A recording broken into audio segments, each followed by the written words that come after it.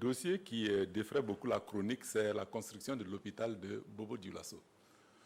Bon, j'ai envie de dire que c'est une tempête dans un verre d'eau parce que moi-même j'ai grandi à Bobo, mais je ne vais pas les attaquer. Parce que c'est une question qui est simple. Nous avons contractualisé avec nos amis chinois. Ils sont prêts à nous construire un hôpital, un centre hospitalier universitaire. Nous sommes partis à Bobo pour déterminer les sites.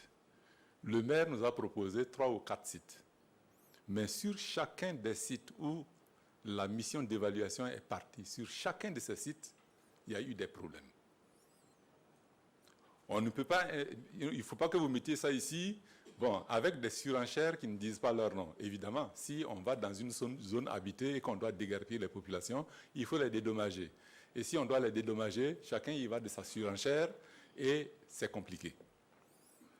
Nous avons ciblé, je ne vais pas dire que nous avons ciblé la zone de la forêt classée de quoi pour le faire, mais nous avons investigué et nous avons vu qu'un des sites que nous avions proposé n'était pas loin de là où les Chinois ont décidé d'implanter l'hôpital, c'est-à-dire la forêt.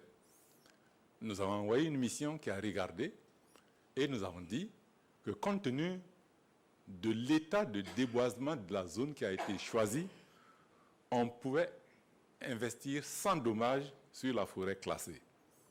Deuxièmement, nous avions des engagements de la part de la République populaire de Chine de reboiser, puisqu'on leur donne 16 hectares, de reboiser 16 hectares équivalents et même d'étendre ça à 30 hectares de reboisement, à leurs frais. Les Chinois nous ont dit que si nous en sommes d'accord, même les arbres qui sont dans le site qu'ils ont choisi, ils vont les déterrer et aller les replanter dans la forêt classée. Alors, devant un investissement de 35 milliards, qui est une subvention, avec à l'appui ces promesses de notre partenaire chinois, nous étions fondés à aller dans le sens de leur accorder cet espace-là. Mais je voudrais confesser ici que le gouvernement a mal communiqué sur cette question. Nous avons mal communiqué parce que nous avons saisi le maire qui, sans attendre qu'un certain nombre de procédures soient engagées avec le ministère chargé de l'Environnement, a donné son avis favorable pour le déclassement de la zone. Et c'est ça qui a enflammé encore une fois les OSC, il y a des associations qui se sont créées, associations pour la défense de l'arbre de quoi. Bon, alors,